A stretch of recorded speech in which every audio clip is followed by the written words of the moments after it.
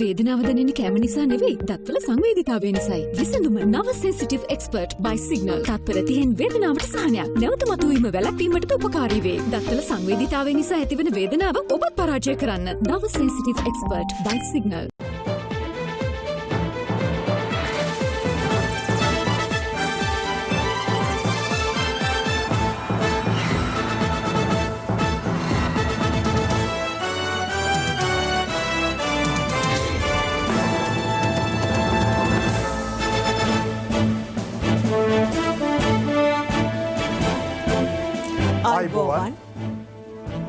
සියලු සමීක්ෂණ වාර්තා නැවත නැවතත් තහවුරු කළ ලංකාවේ අංක 1 ප්‍රවෘත්ති ප්‍රකාශය. පැත්තකියත් ඇත්ත කියන හිරු රාත්‍රී 9:55 ප්‍රධාන ප්‍රවෘත්ති ප්‍රකාශය සමගින් මම ධනුෂ්ක සෙනවිරත්න. මම තිලිනී නදීෂා රණසිංහ. ප්‍රථමයෙන් අවධානය ප්‍රධාන ප්‍රවෘත්ති සිරස්තල වෙත.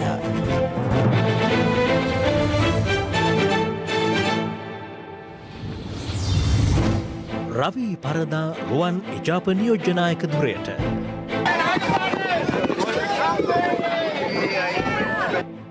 කංජිපානි කොස්ගොඩ තාරක සහ පොඩි ලැසීගේ ආහාර වර්ජනය අවසන්. සංවිධානාත්මක අපරාධකරුවෙකු වන රඩියාගේ කෝටි 1.5ක බස් තුනකුත් කොටු වේ. කොළඹ මංතීරු නීතිය යලිත්. වනාත විල්ලුවේ පරිසර විනාශය ඇමති CBගේ නිරීක්ෂණයට. වන විනාශය රටට හෙළි කළ මාධ්‍යයට සාකච්ඡාවේ දොර වැසේ.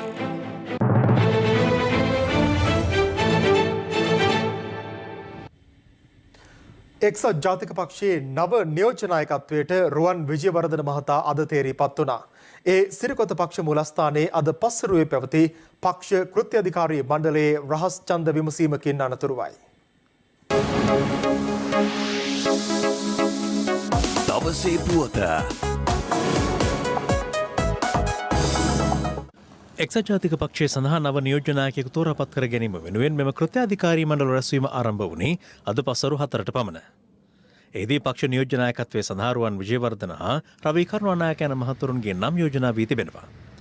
ඒ අනුව නියෝජනායකත්වයේ තෝරා ගැනීම සඳහා රහස් ඡන්ද විමසීමක් පැවැත්වුණා. එහිදී ඡන්ද 28ක් ලබාගත් රුවන් විජේවර්ධන මහතා එක්සත් ජාතික පක්ෂයේ නියෝජනායකත්වයට තේරීපත් වී තිබෙනවා. රවි කරුණානායක මහතාට ලබා ගැනීමට හැකි වුණේ ඡන්ද 10ක් පමණයි.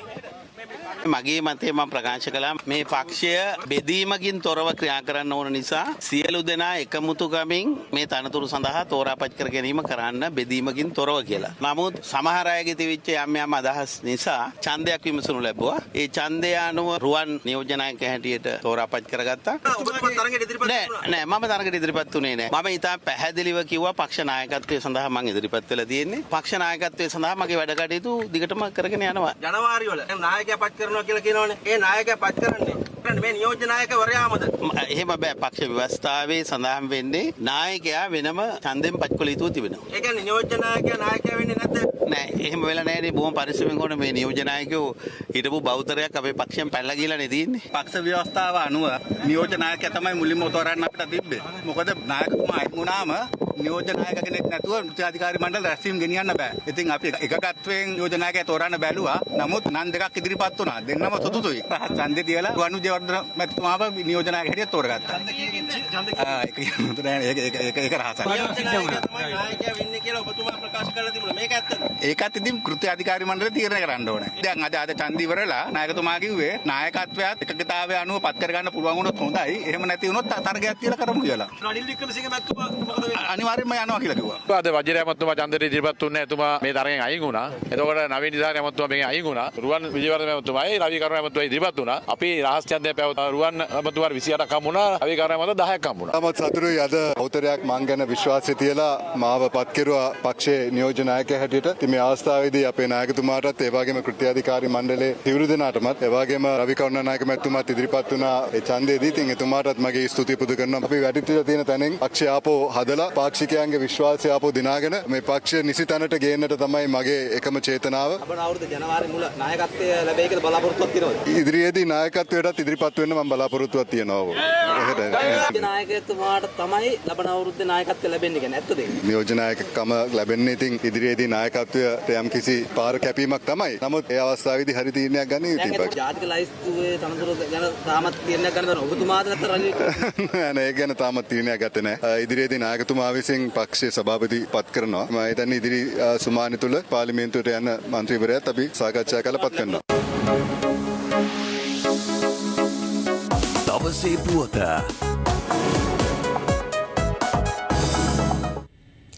මන්තීරු නීතිය අද පෙරවරුවේ සිට යළි ක්‍රියාත්මක කිරීමට පොලිසිය පියවර ගත්තා. මූලික අධීරය යටතේ ක්‍රියාත්මක වූයේ මාර්ග 4ක් කේන්ද්‍ර කරගෙනයි. කෙසේ වෙතත් අප වාර්තාකරුවන් සඳහන් කළේ එම ප්‍රදේශයන්හි දැඩි රථවාහන තදබදයක් පැවති බවයි. කොළඹ ඇතුළු සමස්ත රටටම බරපතල ගැටලුවක් වී තිබෙන වාහන තදබදයට තවත් එක් විසඳුමක් ලෙස මන්තීරු නීතිය නැවත ක්‍රියාත්මක කිරීමට තීරණය කර තිබෙනවා. පොලිසිය පෙන්වා දෙන්නේ මහාමාර්ග තුල විනය පවත්වා ගැනීමට වේදුරන් කටයුතු නොකිරීම මෙලෙස වාහන තදබදයක් ඇතිවීමට මූලික හේතුව බවයි. මෙවන විට ඇස්තමේන්තුගත කර ඇති සංඛ්‍යාලයකන අනුව බස්නාහිර පළාත තුළ හටගන්නා රථවාහන තදබදය හේතුවෙන් පමණක් වාර්ෂිකව මෙරටට අහිමි වන මුදල රුපියල් බිලියන 300කට ආසන්න වනවා. මෙලෙස මන්තිරු නීතිය ක්‍රියාත්මක කර ඇත්තේ කොළඹ නගරයේ වැඩි වශයෙන් රථවාහන තදබදය ඇතිවන මාර්ග 4ක් කේන්ද්‍ර කර ගනිමින්. ඒ අනුව බේස්ලයින් මාර්ගයේ නව කැලණි පාලමේ සිට ඔරුගොඩවත්ත දෙමටගොඩ බොරැල්ල නාරහෙම්පිට හරහා හයිලෙවල් බේස්ලයින් හන්දිය දක්වා මන්තිරු නීතිය ක්‍රියාත්මකයි. එමෙන්ම ශ්‍රී ජයවර්ධනපුර මාවතේ පොල්දුව හන්දියේ සිට රාජගිරිය ගුවන් පාලම ආයුර්වේද හන්දිය ඩී සේනානායක හන්දිය හෝටන් වටරවුම පුස්තකාල හන්දිය හා ලිබර්ටි වටරවුම දක්වාද මන්තිරු නීතිය ක්‍රියාත්මක වනවා. ගාලුපාරේ විලියම් මන්සන්දියේ සිට ඩික්මන් පාර හන්දිය බම්බලපිටිය කොල්ලුපිටිය ගාලු මෝදර වටරවුම NSA වටරවුම දක්වා වන මාර්ගයේද මන්තිරු නීතිය ක්‍රියාත්මකයි. මෙට අමතරව හයිලෙවල් මාර්ගයේ නුගේගොඩ අනුලා විද්‍යාලය අසල සිට හයිලෙවල් බේස්ලයින් හන්දිය පාක්පාර හන්දිය තිමිරිගස්සයාය හන්දිය තුමුල්ල වටරවුම ග්ලාස් හවුස් හන්දිය පුස්තකාල හන්දිය සහ පිත්තල හන්දිය දක්වාද මන්තිරු නීතිය ක්‍රියාත්මක කරනවා. ඔයාගේ මන්තිරුව පාවිච්චි කරන්න කියන්නේ. ඔයා දන්නවනම් මෙතෙන් හැරෙන්න ඔයා එන්න මේ ලයින් එකේනේ. මේ වැඩේ කරන්න එපා. බාලා වගේ රියදුනෝ 10 දෙනෙක් ආපුවාම නිකම්ම බ්ලොක් එක.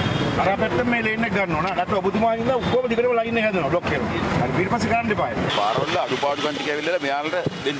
අතර ඉස්සොල්ට මේගොල්ලෝ පෙන්නපුවාම අජන්තාවටම පේනවෙල්ල ඉවරලා එක ලේන් එක දිගේ යද්දී කවුරු එකෙක් දෙන්නෙක් කියලා මේ කඩ කරලා දාපුවාම කොච්චර ඒක බලපානවද කියලා පාරේ ෆ්ලෝ එකට ඇවිල්ලා. පාණුකුල කිව්වොත් එහෙම වෙල්ල ඉවරලා මේ ගොඩක් මම කරන්න පුළුවන්. හරි.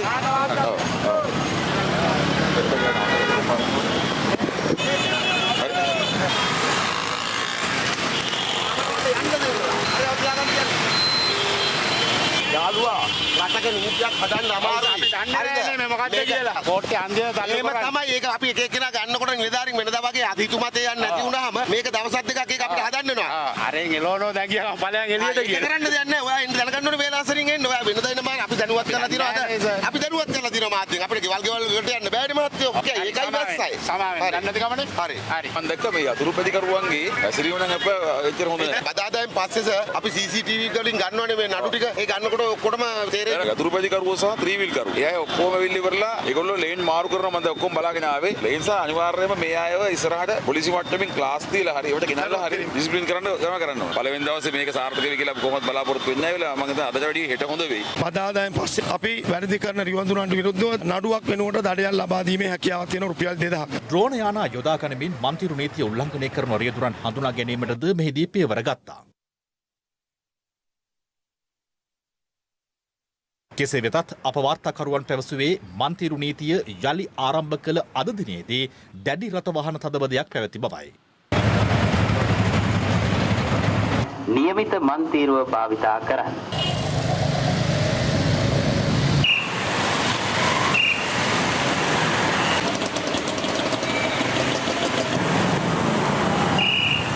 යන්න බෑනේ බලන්නකො දැන් කීයේ ඉඳන් ඉන්නද පාරට වෙලා අපි. චල සාර්ථක නැහැ මම නම් හිතන්නේ. ට්‍රැෆික් එක වැඩි. පළවෙනි දරේට මේ වගේ ප්‍රශ්නයක් ඇති වෙනවා. ගාලු පාරෙත් ওই ප්‍රශ්නේ තිබුණානේ. දැන් ඒ උලක් නැහැ දැන් හොඳට කෙරෙගෙන යන මේ පැත්ත. මේ ක්‍රමෙන් අසාර්ථකයි මහත්තයෝ. වෙනද මෙලහට අපි ගිහිල්ලානේ. බෑ දෙකමාරක් විතර බත්තර මුලේ ඉඳලා මෙතෙන්ට එනවා. මිලියන 500ක් කියලා කිව්වා මේක දැන් මේ අද නම් මිලියන 1000ක්වත් වෙන්න ඇති. අන්තිම අසාර්ථකයි. වෙනදට වැඩි ට්‍රැෆික් වැඩි පාරේ. කිලෝමීටර් 8 ඉන්න මට පැය එකයි කාලක් ගිහලා දිනන හරියටම වෙලාව. සෑහෙන්න පරක්කු වෙලා තියෙන්නේ මේ 8:22 වෙලා 8 විතර වෙනකොට වෙලහටම වැඩට යනවා. බලමු දැන් ක්‍රියාත්මක කළා නේද දැන් සාමාන්‍යයෙන් හොඳ පටන් ගත්තා විතරනේ. ට්‍රැෆික් එක පේනවනේ සර් රුතුරාන්ට ට්‍රැෆික් එක මන්තිරු දානවා නම් උඩින්වත් දාන්න ඕනේ. එතකොට බස් යටින් අපි උඩින් යනවා. මේ අහිංසක ළමයි දැන් මේ අටට ඉන්න ඕනේ. මගෙන් අහනවා කොච්චර වෙලා යනවද කියලා. මට කියන්න බෑනේ. මන්තිරු නීතිය ක්‍රියාත්මක වෙන එක ඇත්තටම ගොඩක් හොඳයි. මොකද හොඳ අධීක්ෂණයක් යටතේ නිලධාරීන් ඔක්කොම ඇවිල්ලා හොඳට වැඩේ කරගෙන යනවා. සුබපතනවා පොලිසියට. ඉල්ලීම් කිහිපයක් මුල් කරගනිමින් බූස්ස බන්ධනාගාරයේ රැඳවියන් දින 5ක් පුරා ක්‍රියාත්මක කළ ආහාර වර්ජනය අද අවසන් කළා. බන්ධනාගාර දෙපාර්තමේන්තුව සඳහන් කළේ ඒ අනුව ඔවුන් අද උදැසන ආහාර ලබාගත් බවයි.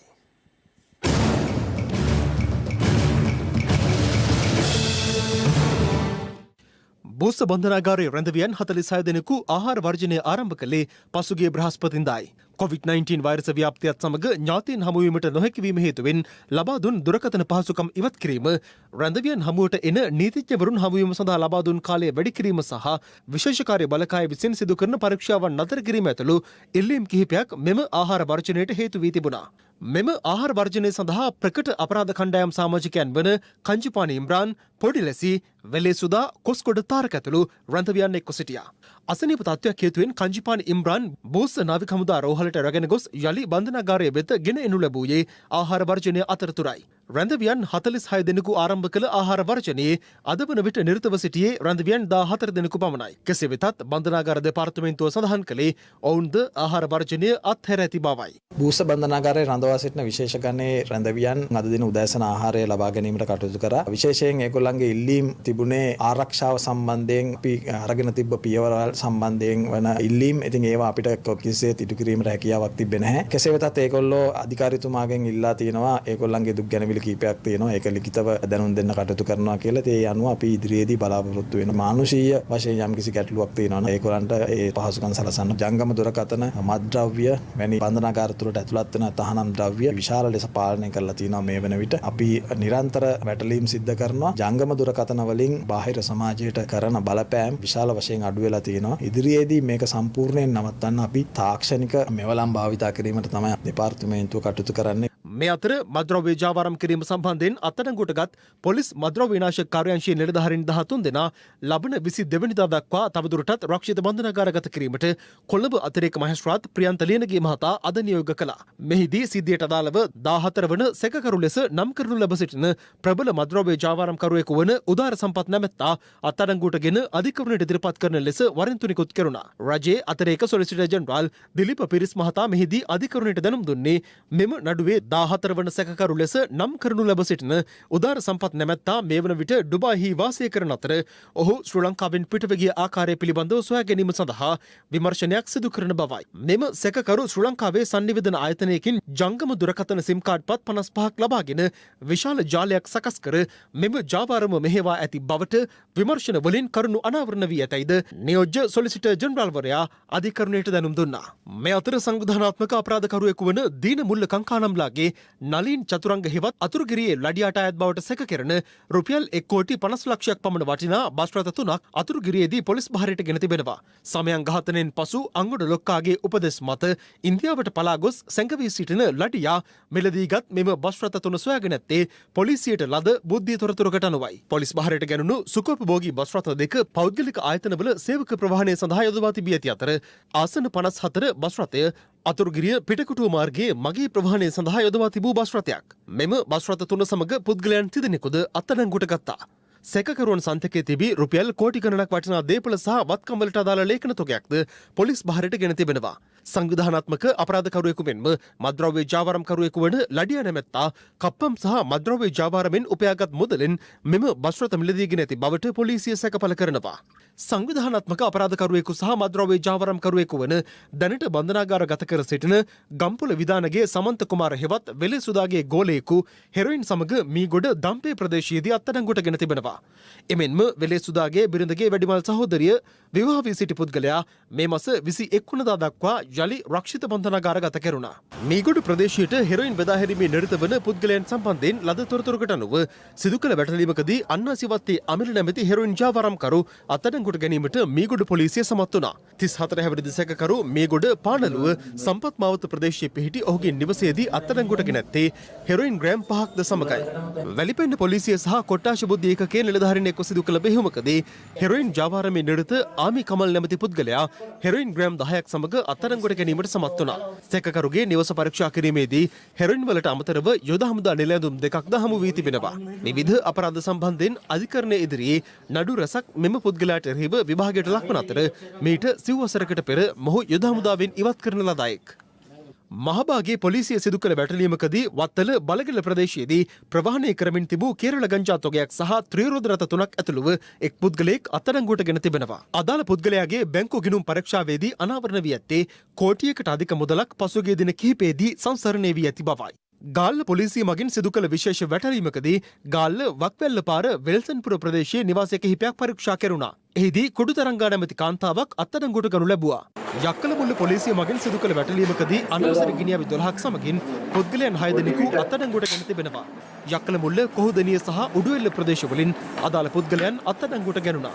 මේ අතර කටුවන පොලිසියට ලද තොරතුරක් මත කටුවන වතුකන්ද ප්‍රදේශයේ නිවසක් පරීක්ෂා කිරීමේදී එහි තිබී නීති විරෝධී ගිනියවි 2ක් හමු වී තිබෙනවා. මේට අමතරව වෙඩිබෙහෙත් ග්‍රෑම් 50ක්, බෝර 12, ජීව උණ්ඩ 2ක්, ඊයම් බෝල 30ක් හමු වී ඇති අතර සිද්ධිය සම්බන්ධයෙන් සැකපිට 51 අවරිද පුද්ගලයෙක් අත්අඩංගුවට ගත්තා.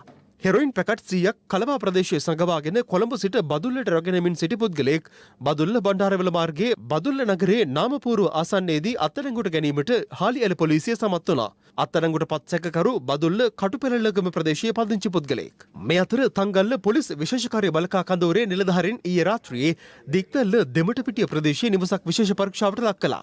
එහි තිබී ගිනියවි 3ක් සහ ජීව පතුරම් 4ක් සොයාගත් අතර මනුෂ්‍ය ඝාතන සහ මංකොල්ල කැම්වලට සම්බන්ධ බවට චෝදනා ලද සුදා මහත්තයා නම් පුද්ගලයෙකු අත්අඩංගුවට ගෙන තිබෙනවා.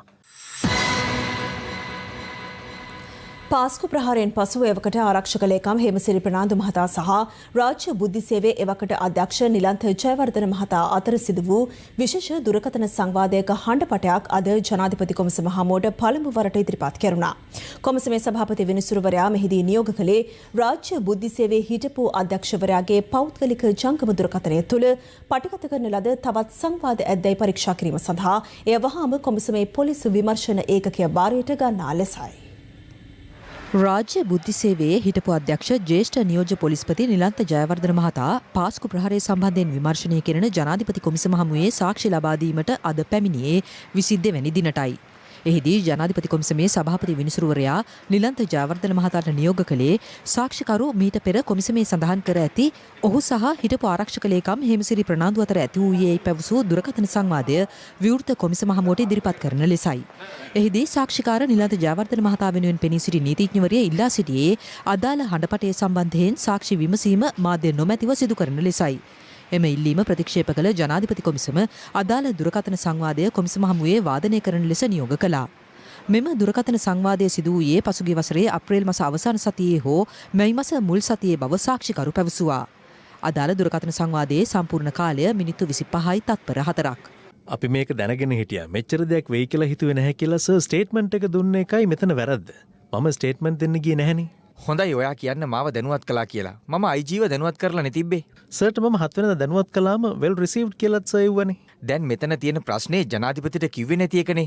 දැන් ජනාධිපතිතුමා විශ්ව ලංකාවේ හිටියෙත් නැහනේ. එහෙමනම් මං අගමැතිට කියන්න එපයි. මං අගමැතිට කිව්වෙත් නැහැ. ඒක රාජකාරී පැහැරීමක් වෙන්නේ නැහැ. මේක ලොකු ඉෂුව එකක් වෙන්නේ නැහැ. පත්තර වලින් තමයි මේක ඉෂුව එකක් කරලා තියෙන්නේ. ඇත්තටම මේක පොලිටිකල් ඉෂුව එකක්. වැරදි කාගේ අතිනුත් වෙනවා. දැන් මේගොල්ලෝ මාව ඇරස් කරන්න යන්නේ. මම ආරක්ෂක ලේකම් ධුරේනුත් අයින් වුණා. සර් IG රිසයින් වුණාද? නැහැ. IG යන්නේ නැහැයි කියලා අපි දෙන්නටම ගහන එක හරි නැහැ. මං හිතන්නේ සර් ජනාධිපතිතුමාව හම්බ වුණොත් හොඳයි නේද? නැහැ. ජනාධිපතිව හම්බ වෙන්නේ නැහැ. මම ඊටමත් සුහඳව කතා කරලා ඇවිල්ලා පහුවෙනිදා ඉඳලම තමයි එයාමට ගහන්න පටන් ගත්තේ. ඒ වෙලාවේ සද්ද නැතුව හිටියානම් ඉවරයිනේ. මම මේකට හිර වෙලා ඉන්නේ හැම පැත්තෙම. මට ගහනවා ජනාධිපතිගේ ගෝලයා කියලා. මාව අයින් කරන්න ඕනි කියනවා. දැන් මෙතන මහේෂ් සේනානායක මහත්තයත් කියනවා දන්නේ නැහැ කියලා. ඔව් ඒකනේ. එයාලා මේ ගැන කතා කරපු සාකච්ඡාවේ හිටියානේ. 9 වෙනිදා IGට කිව්වට පස්සේ 16 වෙනිදා කාත්තන්ගොඩි පිපිරීමෙන් පස්සේ සහරාන්ගේ ඩ්‍රයි රන් එකක් කියලා රිපෝට් 3කුත් ගැව්වා. 20 හවසත් කිව්වා. පංචිකාවත් කොච්චි කඩේ බලන්න කිව්වා. හෝටල් වලට ගහනවා කියලාත් මම IGට කිව්වා. කාටවත් කියන්න බෑ මම දන්නේ නැහැ කියලා. 7 වෙනිදා ඉඳලා මට මේක ලෙඩක් කියලා තේරුණා. ඒ වෙලාවේ ඔයා මට කිව්වා නම් IGට කියන්න මේ දේවල් කරන්න කියලා. සර් මම නිශ්චිත තොරතුරු දුන්නා. අනික සර් කියන්න ඕනේ නැහැ IGට අතනට රෝඩ් බ්ලොක්ස් දාන්න මෙතනට රෝඩ් බ්ලොක්ස් දාන්න කියලා. හැබැයි සර් ජනාධිපතිට නොකියව එක ගැන නම් පොඩි අවුලක් තියෙනවා. හැබැයි අපි මේ ගැන නොකියුවට බිග් පික්චර් එක ගැන 2015 ඉඳලම කියලා තියෙන්නේ. අපි දෙන්නගේ සුහදතාවයටවත් ඔයා මට කිව්වනම් මම අරුට කියලා පොලිස් මාධ්‍ය ප්‍රකාශක රුවන් ගුණසේකර හරහා මාධ්‍ය ප්‍රකාශයක් කරනවා.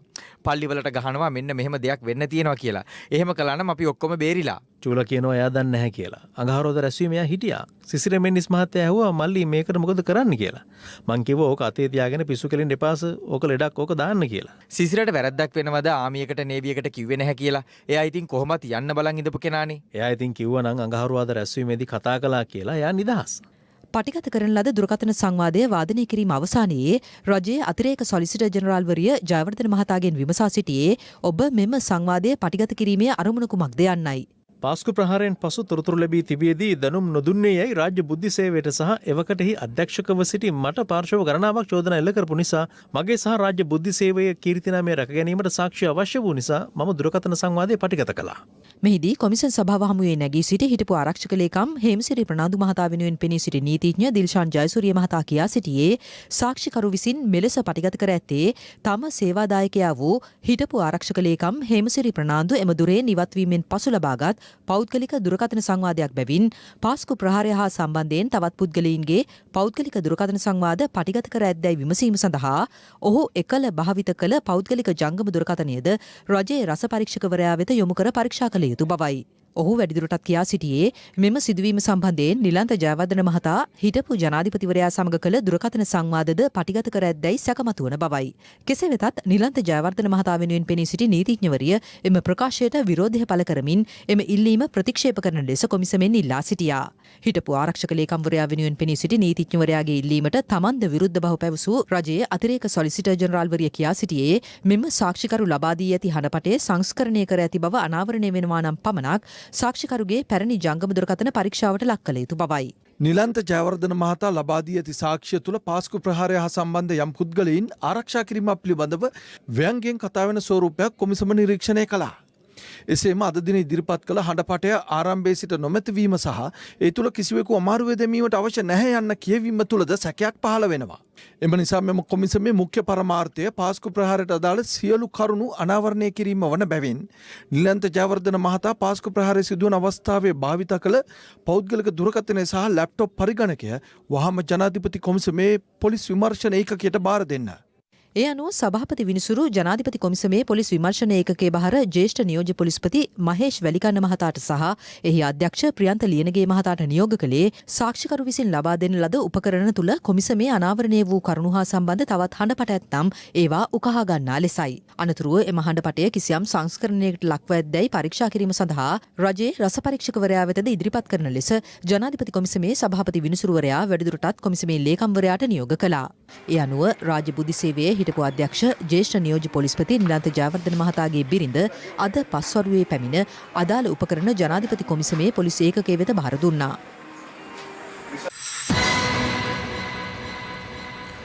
වඩාතවිල්ලුව කොරටිය මොහොට්ටේ ප්‍රදේශයේ සිදුව ඇති පරිසර විනාශය අද නිරීක්ෂණය කිරීමෙන් පසු විනාශ වූ වනබිම් මසක් තුළ යළි හරිතබිම් ලෙස සකස් කිරීම සඳහා වනජීවී හා වන සංරක්ෂණ අමාත්‍ය සී.බී. රත්නායක මහතා අදාළ සෙමෙන්ති සංස්ථාවට උපදෙස් ලබා දී තිබෙනවා. නමුත් මේ සම්බන්ධයෙන් එම නිලධාරීන් සමග පැවති සාකච්ඡාව මේ වන විනාශය රටට හෙළි කළ මාධ්‍යයට විවෘත වූයේ නැහැ.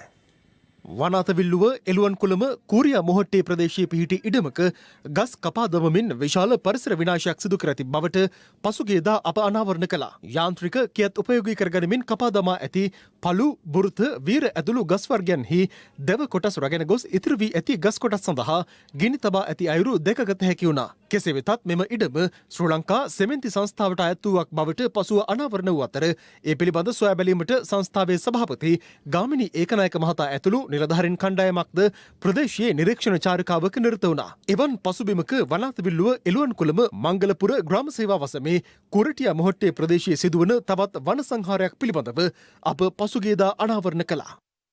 මේ අතර කෝරටියා මොහොතේ සිදුවන වන සංහාරය පිළිබඳ සොයා බැලීම සඳහා වනජීවී හා වන සංරක්ෂණ අමාත්‍ය සීබී රත්නායක මහතා අද පෙරවරුවේ එළුවන්කුළුම ප්‍රදේශයට පැමිණියා. අමාත්‍යවරයා සහ අදාළ නිලධාරීන් සමග වනාත විල්ලුව පොලිස් ස්ථානයේදී සාකච්ඡාවක් පැවති නමුත් එය මෙම වන විනාශය රටට හෙළි කළ මාධ්‍යයට විවෘත වූයේ නැහැ. ඇයි අපි ගත්තේ නැත්තේ? මෙතන රජී නිලධාරීන්ගේ සාකච්ඡාවක් තිබුණේ. ඒක සාකච්ඡා කරලා ඉවරලා ඊට පස්සේ අපි අනිකුත් සංවිධාන, ස්වේච්ඡා සංවිධාන ඔක්කොම අපි අවශ්‍ය සහයෝගය ගන්නවා. මාධ්‍යෙන් හෙළිදරව් මම ඒක මේ අවස්ථාවේදී කිව්වා මාධ්‍ය අපිට ඕනේ කියලා. ඔව් අපිට කියන්න අදවසේ මොකද උනේ කියලා. අද දවස ඉරු උදා වුණා. ඇවිල්ලා කාර්යාලයට ආවා. වෙන මොනවද වුනේ? අපි බොහොම සන්තෝෂ වෙන හැම වෙච්ච එක ගැන අපිට කියන්න සන්තෝෂ වෙන්නේ සෝභා ධර්මයයි. ඔව්. ඒතර අපිට කියන්න මේ වනාන්තරයේ සිට සම්බන්ධ බුදුමාලා දාව රැස්වීමක් ඇතුලේ වනාන්තරයේ පොලිසිය කෙරුණා. මාධ්‍යයයි තහනම්. සාකච්ඡාවක් කරනකොට හැම එකකටම මාධ්‍ය දාගන්නේ නැහැ නේ. ඒතර වගකීතු පුද්ගලයෝ කවුද කියලා දැනට හඳුනාගෙන තියෙනවා. අනිවාර්යයෙන් සිමෙන්ති සංස්ථාවට දීලා තියෙනවා අක්කර 5200ක් ඒ කාලේ. ඒකේ භූමිය තමයි මේ අත්පත් කරගෙන විනාශ කරමින් කටයුතු කරලා තියෙන. ඒ නිසා සිමෙන්ති සංස්ථාවට උපදෙස් දුන්නා. මාසයක් ඇතුළත ඒ ගිනිගත් අළු වෙච්ච භූමිය නැවත හරිත භූමියක් බවට පරිවර්තනය කිරීම සඳහා එසේ නොවෙන්න නම් ඒ කොටස බාර ගැනීම සඳහා අපි කටයුතු කරන්න සූදානම්. නැවතම මම දකින්නේ මේකේදී පොලිසියවත් වනජීවකත් වන සංරක්ෂණවත් පාරිසරිකමත් වගේ යුතු නැහැ. මේක අදාළ බදුගත සමාජයක් කියන්න ඕනේ. හරියට හරි. ඒකට මම එකගයි. ඔබ අන්නේ සත්‍ය අවබෝධ කරගෙන මාධ්‍ය හසුරවන්න. විපක්ෂ නායකතුමත් කිව්වනේ අක්කර 200ක් ගිනි තිබ්බා කියලා. එහෙම වෙලා නැහැ. අක්කර 29යි දශම ගානක් තමයි ගිනි තියලා තියෙන්නේ. ඒක වන සංරක්ෂණය නෙවෙයි වන ජීවකේ නෙවෙයි. මේක සිමෙන්ති සංස්ථාවට රජයෙන් බදු අරගත්ත භූමියක්. ඉන් අනතුරුව අමාත්‍යවරයා අදාළ ප්‍රදේශීය නිරීක්ෂණ චාරිකාවක නිරත වුණා. මේ ටික තමයි සෝ පෙන්නන්නේ. මේ ටික මොනවද අරන් ගිහලා නැහැ නේද? එක කාරණා කියන්න පුළුවන් සමහරවිට මේ සඳහා පොලිසිය මැදිහත් වුණේ ආවේ නැහැ කියන්නේ 9 දෙනෙක් අපිට අත්අඩංගුවට අරන් තියෙනවා. මේකේ මූලිකයෙක් ඉන්නවනම් මූලිකයාත් අල්ලන්න පැකිලෙන්නේ නැහැ. විනාශ කිරීම වැරද්දක් හැටියට දකිනවා. මේ ලංකාවේ වැඩිම සිදුවීම් මාලාවක් සිද්ධ වෙන්නේ මෙනකොට පුත්තලමේ. කල්පිටියේ ප්‍රායසභාවේ සභාපතිතුමා කල්පිටියේ ප්‍රායසභාවේ වාහන යොදාගෙන කඩුලන කපලා තියෙනවා. එතන පොඩ්ඩක් ඇතුළට ගියාම අලුතෙන් කපු එකක් තියෙනවා බලන්න පුළුවන්. මේ භූමිය කපලා තියෙනවා. මේ භූමිය එහා පැත්තේ වෙනම ආයෙ තියෙනවා. අලුතෙන් කපලා තියෙනවා. කැලේ කපලා තියෙනවා. කපලා තියෙන එක සර් ගින්දර තියලා නැහැ. ඒක ඉස්සෙල්ලා කපලා ඒකම ඉතියේ මේවා මේ ගින්දර තියලා අරක කපලා ඒ තිමින් සමාගම මේ වෙනම ආවනේ. අපි ඉතින් ජවාන් කරන් අපි මේක බේර ගන්නකොටවත් තිමින් සමාගම නිකන්වත් වෙන්නේ නැහැ. සිමෙන්ති සමාගමයි සිමෙන්ති සංස්ථාවයි කියන්නේ දෙකක්. මේ දැන් තියෙන්නේ සිමෙන්ති සමාගම. අපි ඇවිල්ලා සිමෙන්ති සංස්ථාව.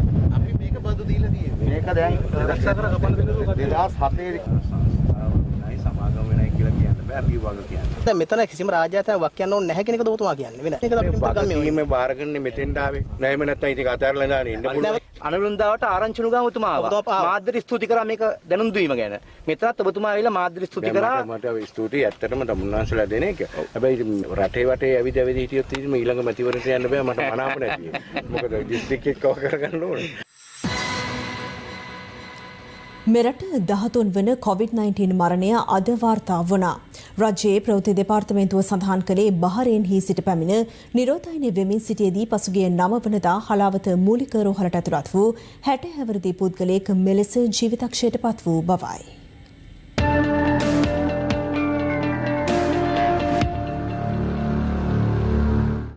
අද මරණයට පත් වූ පුද්ගලයා නාවිකයෙකු ලෙස කටයුතු කර ඇති අතර බහරේන්හි සිට මෙරටට පැමිණ ඇත්තේ පසුගිය දෙවැනිදායි. එහිදී කළ PCR පරීක්ෂණවලදී ඔහුට කොවිඩ් ආසාදිත බවට තහවුරු වී නැහැ. කෙසේ වෙතත් අදාළ පුද්ගලයා නිරෝධායනය වෙමින් සිටියදී පසුගිය 9 වෙනිදා ශ්වසන අපහසුතාවයක් හේතුවෙන් හලාවත මූලික රෝහලට ඇතුළත් කර තිබෙනවා. එලෙස ප්‍රතිකාර ලැබමින් සිටින අතරතුර ඔහු මියගොස් ඇති අතර මරණයට ආසන්නතම හේතුව හෘදයාබාධයක් බව රජයේ ප්‍රවෘත්ති දෙපාර්තමේන්තුව සඳහන් කළා. මියගිය පුද්ගලයා නුගේගොඩ ප්‍රදේශයේ පදිංචිකරුවෙක් වන අතර දේහය පිළිබඳ අවසන් කටයුතු නිරෝධායන රෙගුලාසි අනුව මාදම්පේ ආදාහනාගාරයේදී සිදු කෙරුණා.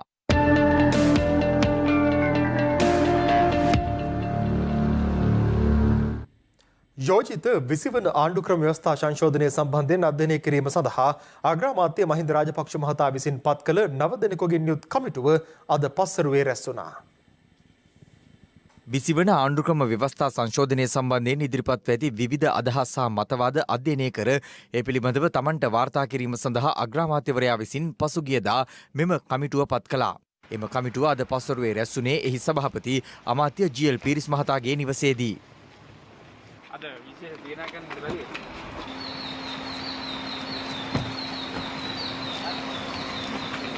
දැනට ගැසට් මගින් ප්‍රසිද්ධ කර ඇති ලේඛනයේට වෙනස් විය යුතු කාරණා පිළිබඳ අපි යම් යම් නිර්දේශ හඳුනාගත්තා. ඒවා අපි ලිඛිතව සකස් කරනවා. අවසාන වශයෙන් ජනාධිපතිතුමත් අගමැතිතුමත් සාමූහිකව තීන්දුව කළ යුතුයි මේවා වෙනස් කිරීම වලට භාජනය කරනවද නැද්ද කියන එක. තීන්දුවකට එළඹුණා බෙදීම් සිදු වෙනවා නම් බෙදීම් ඇති වෙන්නේ කෙසේද කියලා අපි සඳහන් කරන්නෙත් නැහැ. ඒ වගේම අපි ආපු එළමෙන නිගමන අපි දැනුම් දෙන්නේ ජනාධිපතිතුමාටත් අගමැතිතුමාටත් පමණයි. ඒකෙදි සමහර කාරණාවලදී අපි මත දෙකක් දරපු අවස්ථා තියෙනවා. වැඩි කාරණා ගොඩකදීම එක මතයක් ඉඳගෙන කරුණු ඉදිරිපත් කළා තියෙනවා. නෑ ඒ කරුණු මෙතනදී මට කියන්න අවශ්‍යතාවයක් නෑ. මොකද මේ වාර්තාව ඉදිරිපත් කරාට පස්සේ ඔබට ඒක දැනග ගන්න පුළුවන්. දැන් මත දෙකක් ඉදිරිපත් කරන්නේ වෙදී අමාත්‍ය මණ්ඩලයට අතිගරු ජනාධිපතිතුමන්ට ගරු අග්‍රාමාත්‍යතුමන්ට මේ මත දෙක පිළිබඳව සංවේදීව සලකා බලලා සුදුසු වඩා නිවැරදි මතය තෝරගන්න පුළුවන්. අපි මේකෙන් බලාපොරොත්තු වෙන ප්‍රතිපත්තිය රාජ්‍ය පාලනයේ නිර්වුල්ව පවත්වාගෙන යන්න පුළුවන් වීම. එක එක රාජ්‍ය නොවන සංවිධානවල NGO වලට රටේ පාලනය අවුල් කරන්න බැරි කිරීම. ඒක රටේ ස්ථාවර භාවය සඳහා අවශ්‍යයි. ඒ අතරම යම් ප්‍රජාතන්ත්‍රවාදී අන්තර්ගතයන් අපි ආරක්ෂා කරගත යුතුයි. පොඩ්ඩක් බලන්න.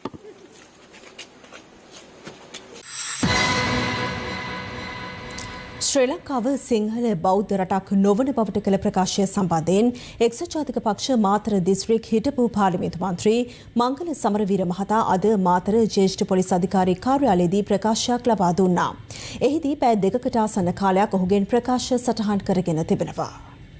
මංගල සමරවීර මහතාගෙන් මෙලෙස ප්‍රකාශ සටහන් කර ගැනුනේ අදාළ ප්‍රකාශය සම්බන්ධයෙන් විමර්ශනයක් කරන ලෙස යහපාලන රජය සමයේ පොලිස් මූලස්ථානය වෙත කරන ලද පැමිණිල්ලකට අනුවයි. ශ්‍රී ලංකා වාසී සිංහල බෞද්ධ නමින් හඳුන්වා දීම සම්පූර්ණයෙන්ම වැරදි. ඉන්දියාව ගත්තොත් බහුතරය කතා කරන්නේ හින්දි භාෂාව. නමුත් කවුරුවත් ඉන්දියාවට කියන්නේ හින්දි රටක් කියලා. ඉන්දියාවට කියන්නේ ඉන්දියාව කියලා. කියන්නේ යථාර්ථය අපි පිළිගන්න ඕනේ. නමුත් අවාසනාවකට වගේ එක තේරුම් නොගන්නේ අද තමන්ගේ සිවුර බිස්නස් එකක් කරගෙන ඉන්න යම් චීවරධාරීන් අතලොස්සකුත් බෞද්ධ දර්ශනය ගැන කිසිම දැනුමක් නැති ගිහියන් අතලොස්සකුත් පමණයි කියන එකත් කියන්නේ. මේ චීවරධාරීන් අතලොස්ස තමයි අද මේ රටේ බෞද්ධ දර්ශනය දිනෙන් දින විනාශ කරන්නේ. ඔය චීවරධාරීන් තමයි අද පාර්ලිමේන්තුවට යන්න ගුටි කෙල ගන්නේ එක එක මරා ගන්න. චීවරධාරීන් තමයි රටේ ජාතීන් ආගම් වලට විරුද්ධව ද්වේෂය වෛරය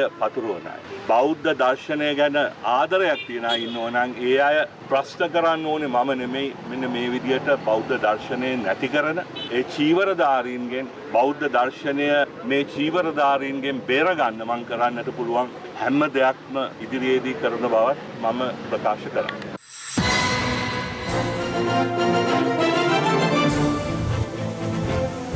දිගම් පතහා අලි බැලීම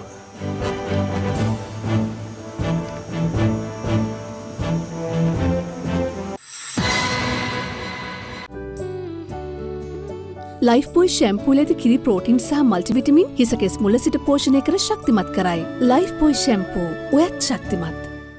පුරාණේ පටන් භාවිතා කරන ඉපැරණි ශාකසාර වට්ටෝරුවකට අනුව නිෂ්පාදනය වන ගණේෂා පුරුෂ කේශවර්ධන hair oil.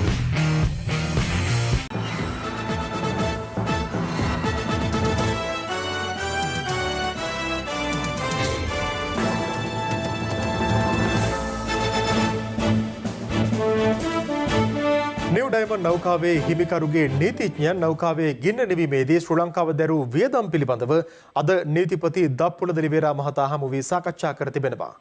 මේ අතර පසුගිය 3 වෙනිදා ගෙනගැනීමට ලක් වූ නිව් ඩයමන්ඩ් නෞකාවේදී දරුණු පිළිසුන් තුවාල ලබා සිටියේදී ශ්‍රී ලංකා නාවික හමුදාව විසින් බේරාගත් පිලිපීන ජාතික නාවික ඉංජිනේරුවරයාගේ සූදුක් බැලීම සඳහා ඔහු බේරාගත් නාවික හමුදා සෙබළුන් අද එම රෝහලට පැමිණියා.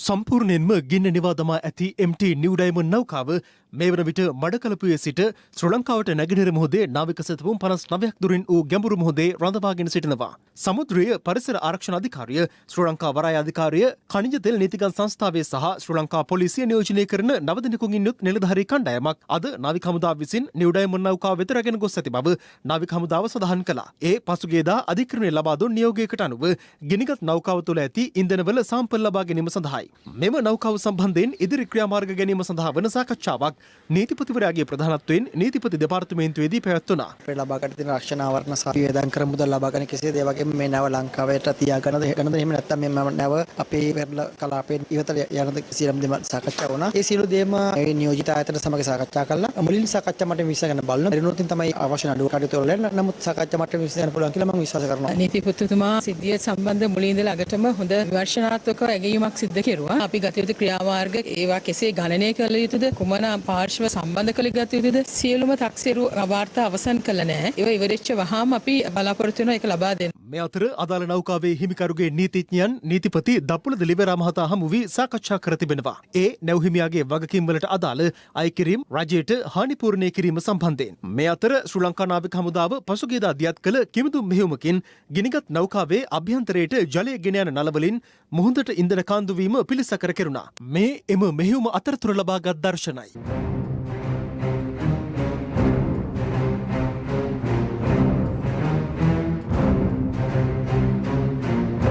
පසුගිය සැප්තැම්බර් 3 වන දින ගිනිගැනීමට ලක් වූ MT නිව් ඩයමන්ඩ් නෞකාවේ තුවාල ලබා නාවික හමුදා මගින් බේරාගෙන ගොඩබිමට රැගෙන විත් රෝහල්ගත කළ එම නෞකාවේ 3 වන ඉංජිනේරු නිලධාරියාගේ සුවදුක් විමසීමට එම ගැලවීමේ මෙහෙයුමට සම්බන්ධ වූ නාවික හමුදා සෙබළුන් ඔහු ප්‍රතිකාර ලබන කොළඹ පෞද්ගලික රෝහලට පැමිණියා. එහිදී අදාළ පිලිපීන ජාතික නාවික ඉංජිනේරුවරයා සිය ජීවිතය බේරාගත් විරුවන් ඉදිරියේ සංවේදී වුණා.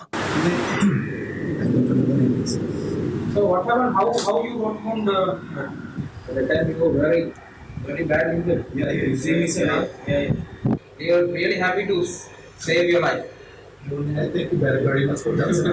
I owe you my second life. Yeah. I thank you. Thank you. We'll meet again. Yeah, hopefully, sir. Just come Sri Lanka and visit us. Yes, sir. We are happy to see you again. Yeah. Get there soon. Hopefully, sir. Hopefully. Sir, thank you. අලුත්ම මිරිස් කරා ටිකක් අවුවේ වේලලා වංගෙඩියේ කොටලගත්තා වගේමයි. ෆ්‍රීලන්ස් Chile powder. සුරක්ෂිතම ඇසුරුමින් එන නිසා. ගෙදර හැදුව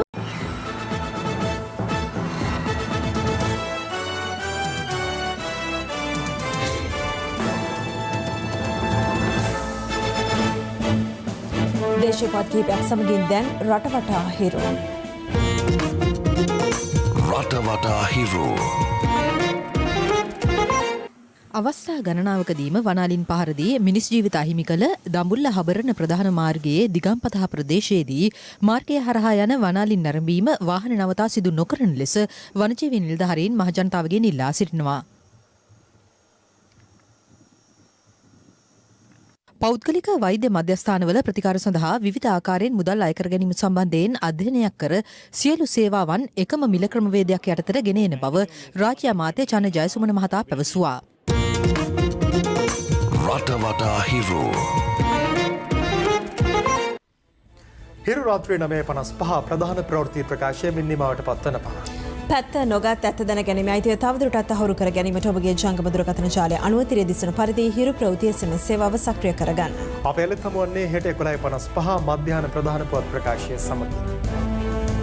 සුබ රාත්‍රියක්.